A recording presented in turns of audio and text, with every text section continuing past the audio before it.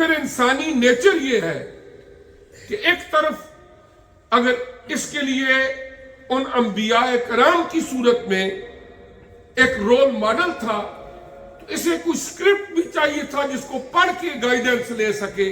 اللہ نے آسمانی کتابیں نازل فرمائی, صحف ابراہیم و موسیٰ, صحیفے نازل فرمائے کہ یہ تمہارے پاس تحریری شکل میں بھی چیزیں موجود ہیں, انبیاء کرام کی شکل میں بھی تمہارے پاس رول ماڈل موجود ہیں.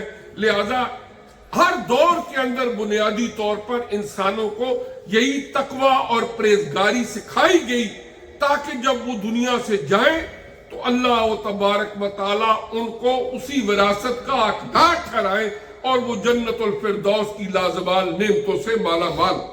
اور مسلمانوں کو رمضان المبارک کا ایک پورا کا پورا مہینہ اللہ تبارک و تعالیٰ نے ایسا دے دیا کہ جس طرح اس سے پہلے اس پر کافی بات ہوئی, حدیث بھی بیان کی کہ حضور علیہ السلام پہلے بھی دعائیں مانگتے اور اس ماہ مبارک کے اندر بھی اپنے معمولات ایسے رکھتے کہ ایک ایک لمحہ جو ہے وہ ایسے گزرے کہ شاید میری زندگی کا آخری رمضان.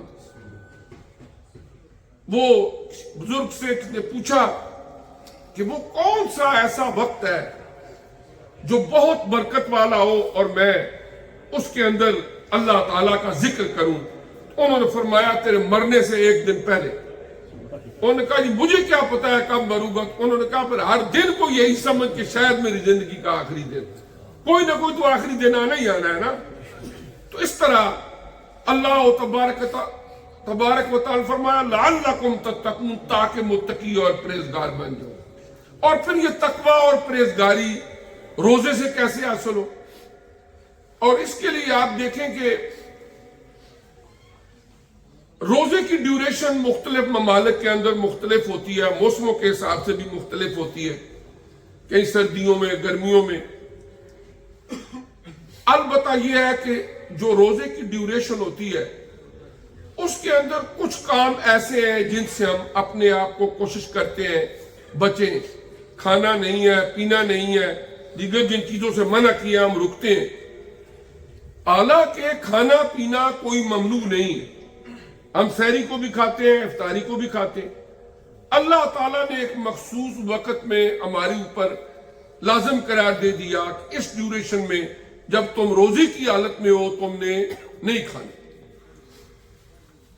اب ہم یہاں پر یوکے میں رہتے ہیں, ٹریول کرتے ہیں, مختلف جگہ پہ موٹر ویز پہ جا رہے ہیں, وہاں سروس سٹیشنز ہیں, کہیں بھی بندہ کھڑا ہو سکتا ہے, وہاں سے جو مرضی ہے لے کھائے.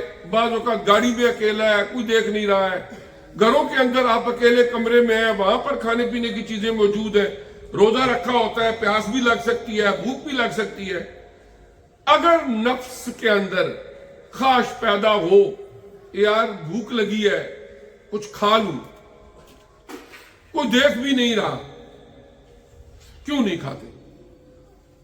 دیکھ تو کوئی بھی نہیں رہا. بندے کے دل دماغ کے اندر یہ بات بیٹھ جاتی ہے ایک ذات ہے جو مجھے دیکھ رہی ہے, اس نے مجھے منع کیا ہے اس وقت, لہذا میں نہیں کھاؤں گا, نہیں پیوں گا. اب آپ اندازہ لگائیں, فرض کیا 12 آور, 13 آور, 16 آور, جتنی بھی کہیں پر روزے کی ڈیوریشن ہے. اب اس دوران سارا دن بندے کے دل میں اگر یہ خیال آتا ہے تو ایک خیال پختہ رہتا ہے, میرا مالک مجھے دیکھ رہا ہے, اس نے مجھے کہا ہے کہ یہ تیرے لیے کھانا حرام, لہذا حرام میں نے نہیں کھانا. اب ایک دن کے اتنے گھنٹے, پھر 29 یا 30 ڈیز کے جتنے آورز بن جائیں گے. اگر ایک مہینہ پورا بندہ یہ پریکٹس کرتا رہا, یہ میرے لیے حرام ہے میں نے نہیں کھانا, یہ میرے لیے حرام ہے میں نے نہیں کھانا. اب رمضان المبارک کا مہینہ گزر گیا, 11 مہینے ہم نے گزارنے ہیں. اگر تو روزوں کی فرضیت کے مقصد کو سمجھ کے ہم نے روزہ رکھا تو پھر رمضان کا مہینہ گزر گیا, اس کے بعد بھی ہماری پوری کوشش ہوگی کہ ہم نے حلال حرام میں تمیز کرنی. آپ دیکھیں ایک آدمی جو میریڈ ہے اس کی ریلیشن شپ کو منع کر دیا گیا اس ڈیوریشن کے دوران, جو حلال تعلق تھا اس کو بھی حرام کر دیا گیا. وہ بندہ رک گیا. کیسے ممکن ہے کہ رمضان کے بعد وہ کوئی ایسا ریلیشن شپ قائم کرے کہ جس کے اندر حرام کا عنصر شامل ہو؟ اگر اس نے رمضان کے اندر روزے کی ڈیوریشن کے اندر یہ سبق حاصل کیا کہ میرا اللہ مجھے دیکھ رہا ہے، اس نے میرے اوپر اس کو حرام قرار دیا ہے، لہذا یہ حرام کام میں نے نہیں کرنا.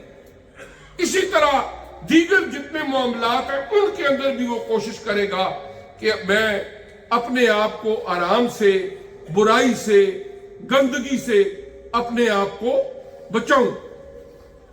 پھر اس کے بعد جب رمضان شریف کا مہینہ ختم ہو جاتا ہے، چونکہ رمضان میں شیطان کو جکڑ دیا جاتا ہے، پھر انسان کی آزمائش شروع ہو جاتی ہے، اور اس کے بعد پتہ چلتا ہے کہ کس نے رمضان المبارک کو مقصد کو سمجھ کے گزارا اور اللہ تبارک و تعالیٰ نے انہیں توفیق دی، اور پھر اب ان کی زندگی کے اندر کوئی نہ کوئی چینج، کوئی نہ کوئی تبدیلی آ گئی.